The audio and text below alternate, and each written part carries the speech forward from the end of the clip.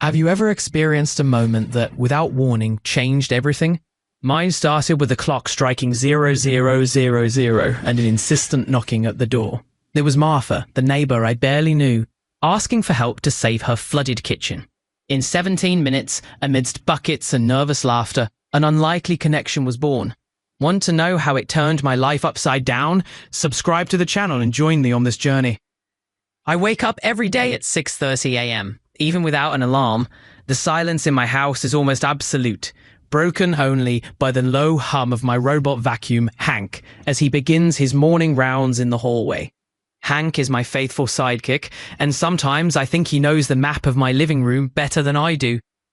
My 2 divorces left their marks, but they also taught me to value routine. In Vermont, the seasons change slowly, and my life seems to follow that rhythm. Black coffee, local newspaper, a short walk to the bakery, and remote work in the makeshift office by the window. The town is small, the kind where everyone knows everyone, but no one really gets close. I became one of those discreet, almost invisible figures who go unnoticed at the market or in the post office line. Not that I complain. After 2 frustrated attempts to build a family, I learned to appreciate predictability. My days are made up of small tasks: fixing a faucet, organizing books alphabetically, tending to the garden on weekends. Sometimes I catch myself talking to the plants, just to hear a sound other than the ticking of the clock. My relationship with solitude is ambiguous. On one hand, it protects me from chaos and disappointments. On the other, there are nights when the emptiness weighs heavily, especially when I see couples walking together in the square, or hear laughter coming from neighboring houses.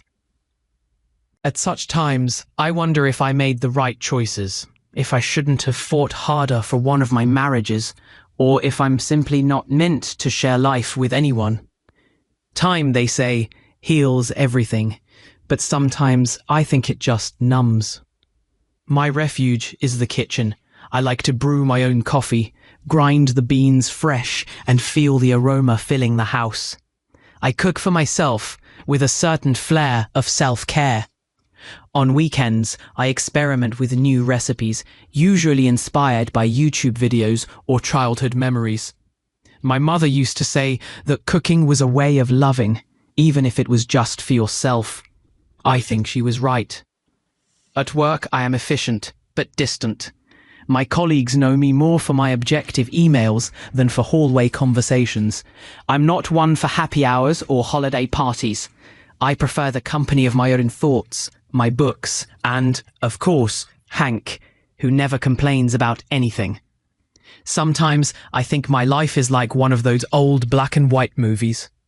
Predictable, without major twists, but with a certain quiet dignity. Martha, until that night, was just the friendly lady next door. A widow for many years, I always saw her tending her garden or bringing pies to neighborhood parties. I never imagined she would play any part in my story. I, 40 years old and twice divorced, she, 62, with a lifetime of memories. Our routines only intersected in quick morning waves or polite greetings during Christmas. But that night, everything changed. And looking back, I realized my life was ready to be shaken up, even if I didn't know it. Perhaps, deep down, I was waiting for something, or someone, to pull me out of autopilot. The truth is, no matter how much I tried to convince myself otherwise, solitude was no longer enough. That night started like any other. I was finishing the dishes, ready for a few more pages of a crime novel before bed, when I heard the knocking at the door. 3 dry, insistent knocks echoed through the silent house. I looked at the clock. 00. For a second, I hesitated. Who would be knocking at midnight in a town as quiet as ours? Fear and curiosity mingled, but curiosity won. I opened the door to find Martha, the next-door neighbor. She was in her bathrobe, her white hair haphazardly tied up, and her eyes wide with worry. "David, my kitchen is flooding. I don't know what to do," she said, almost breathless. I didn't think twice. I grabbed my flashlight and followed Martha to her house, feeling the cold morning air and the smell of wet earth. The scene was chaotic. Water streaming across the floor, soaked cabinets, and a constant dripping sound coming from under the sink. Martha tried to contain the water with dish towels, but it was useless. I asked her to turn off the kitchen's electricity while I looked for the main shut-off valve. The basement was dark, with stone walls and the smell of old mold. The flashlight trembled in my hand, but I managed to locate the pipe and close the valve. The silence that followed was almost a relief. We returned to the kitchen and, together, began to wipe the floor. Martha, despite the scare, maintained her good humour. "I don't think Jim ever imagined I'd need a plumber at midnight," she joked, referring to her deceased husband. We laughed, and at that moment, something shifted. It wasn't just the water flowing across the floor, but also the invisible barriers between us. It was 17 minutes of rushing, buckets, cloths, and nervous laughter. When everything finally calmed down, we sat side by side on the kitchen step, out of breath. Martha offered me tea, and I accepted. We talked about simple things, the cold of that night, how much larger her house seemed without Jim, and how loneliness sometimes weighs more than we'd like to admit. I felt an unexpected connection, as if that small disaster had opened a door we had both kept locked for years. On the way home, almost 1 a.m, I realized something inside me had changed. It wasn't just gratitude for having helped a neighbor. It was a sense of belonging, of having been part of something larger than my solitary routine. That night, which began with an emergency, ended with a seed planted, a possibility of change, of companionship, of a new beginning. After that night of the flood, something changed between Martha and me. At first, they were just small gestures. The next day, I woke up earlier than usual, feeling a strange restlessness. I brewed a pot of drip coffee, added a little cream, just the way she mentioned liking it, and discreetly left it on her porch along with a note, to help dry out the morning. I didn't expect a reply, but when I returned from work, I found a slice of blueberry pie at my door, still warm, with a note, to sweeten your day. These rituals became frequent.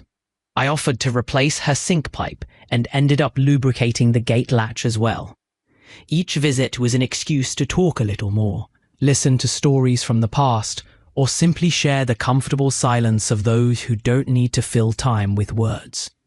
Martha showed me a box of old letters, all written by Jim during the Vietnam War. She read some aloud, and I realized how much longing still resided there, but also how she allowed herself to laugh at the memories without dwelling on the pain. Our meetings gained their own rhythm. Sometimes I brought coffee. Other times she surprised me with new recipes or funny newspaper clippings. We started walking together through the neighborhood on Saturday mornings, watching the leaves change color, commenting on the neighbors, laughing at Mrs. Jenkins' gossip, who always spied on us from behind her curtains. It was as if, little by little, we were creating a space all our own, protected from the town's judgmental gaze. The bond deepened when, on a rainy afternoon, Martha invited me to help her organize the attic. Among boxes of photos, old records, and family heirlooms, she told me about the fears she had felt since she became a widow. The fear of falling ill alone, of being forgotten, of no longer having someone to share the small joys of everyday life with. I listened in silence, feeling that those concessions were a rare gift. In return, I told her about my failures, my 2 divorces, a feeling of not belonging anywhere. For the first time in a long time, I felt like someone was truly listening to me. These moments of vulnerability created an unexpected intimacy. It wasn't overwhelming passion, nor conventional friendship. It was something in between the two, made of respect, care, and a genuine desire to be present. We began to create our own rituals. Coffee on the porch, letters read aloud, blueberry pies on Sundays. small gestures that together gave meaning to our routines. Slowly, I realized that my life was changing. The silence in the house was no longer so heavy, and solitude seemed less threatening. Martha became part of my daily life, and I of hers. We didn't know what the future held, but for the first time in a long time, we were both willing to find out together. As the weeks passed, our shared routine began to attract attention. In small towns like ours, any change becomes a topic of conversation.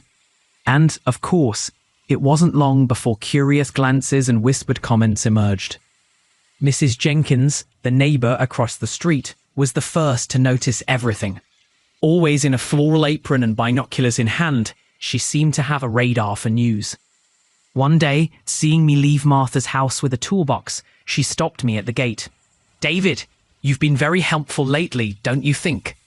I smiled, deflected, but knew the news was already spreading. The blueberry triangle became an inside joke between Martha and me. It all started when Mrs. Jenkins at a Sunday barbecue commented loudly that someone was receiving too many blueberry pies. We laughed, but inside I felt the weight of judgment. It wasn't just the age difference, but also the fact that Martha had been a widow for so long and I twice divorced. To many, our closeness seemed unlikely, even inappropriate. But for us, it was natural, almost inevitable. The 4th of July party was a turning point. The entire neighborhood gathered in the Central Park, each bringing a typical dish. Martha appeared dressed as Rosie the Riveter, with a red bandana on her head and a rolled-up denim shirt. Her image, confident and smiling, defied all expectations. Some laughed, others whispered, but she was unfazed. On the contrary, she pulled me onto the dance floor, in the middle of the square, ignoring the stares.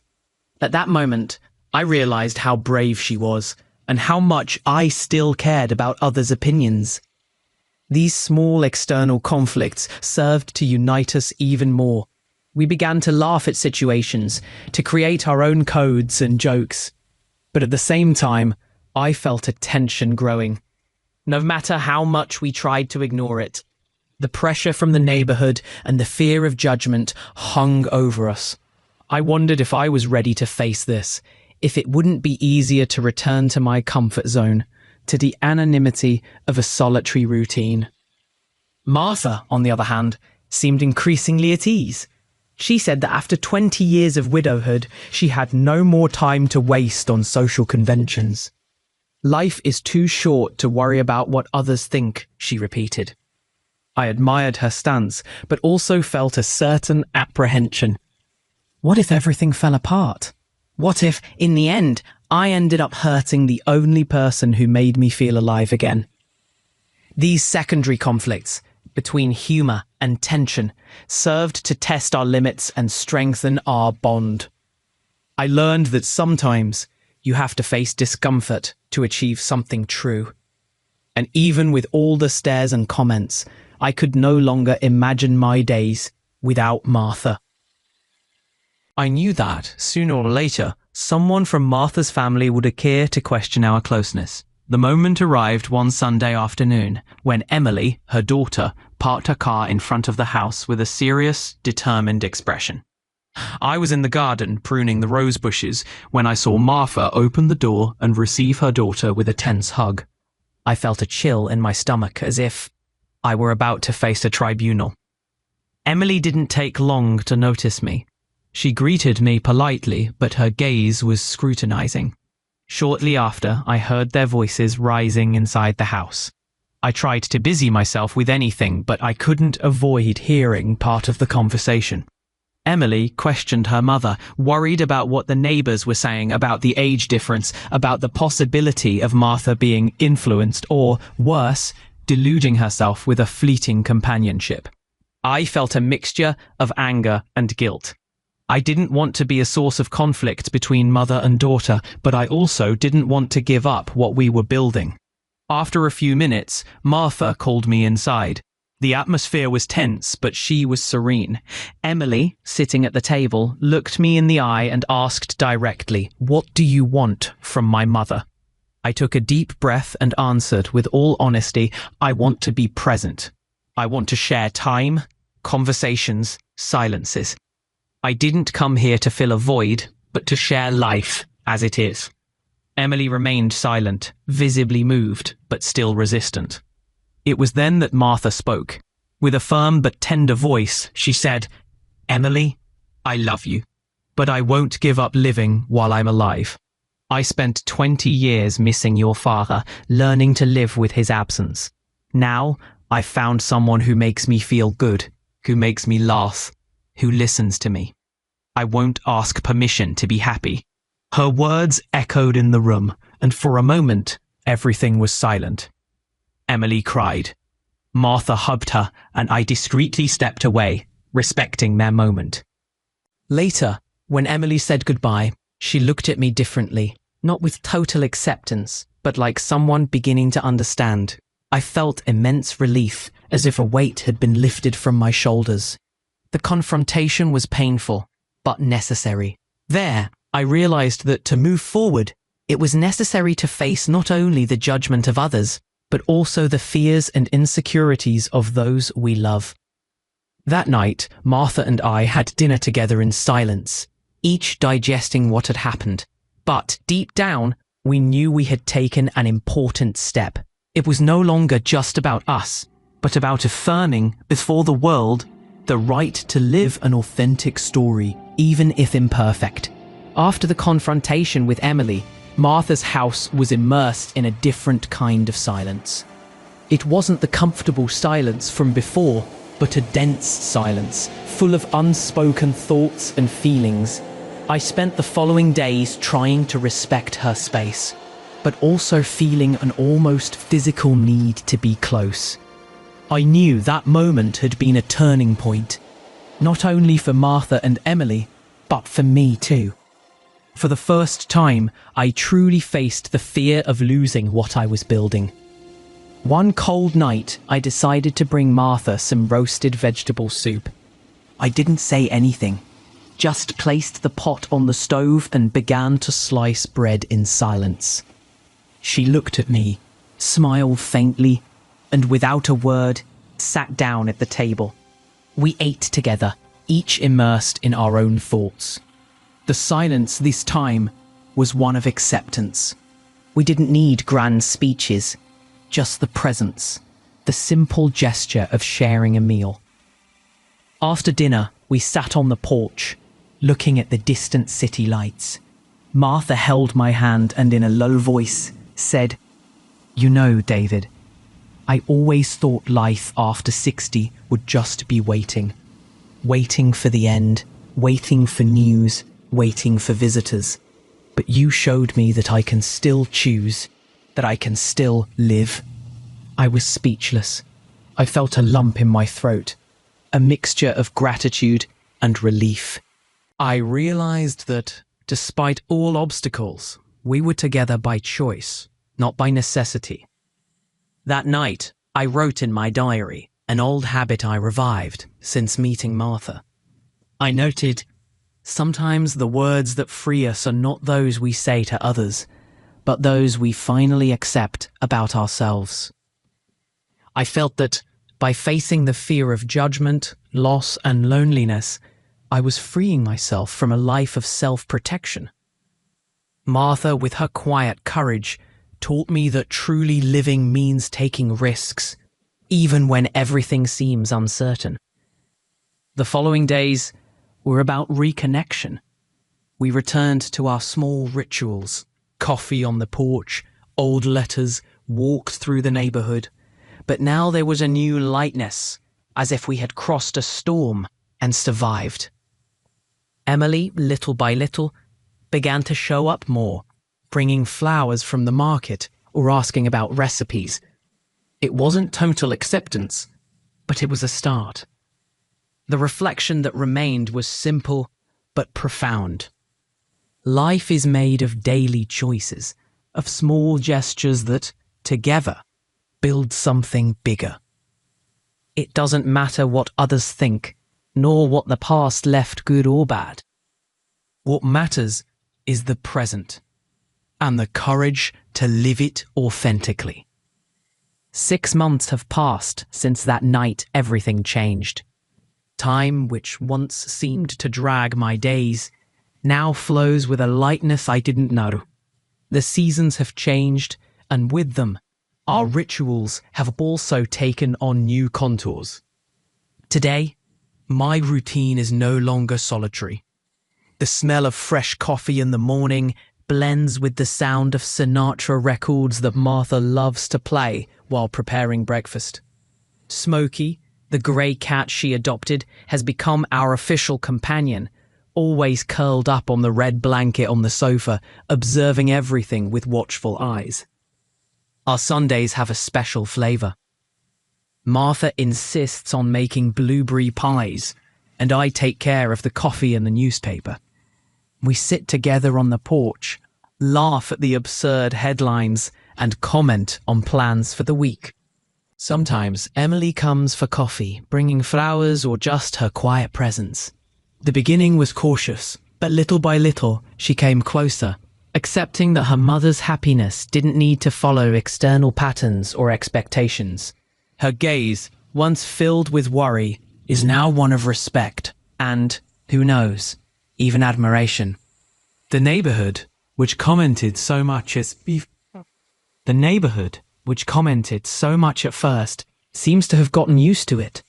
Mrs. Jenkins still observes everything, but now greets us with a mischievous smile, as if she were part of our secret, became a stage for small celebrations. At the last barbecue, Martha was applauded for her Rosie the Riveter costume, and I, finally, felt part of something larger than my own loneliness.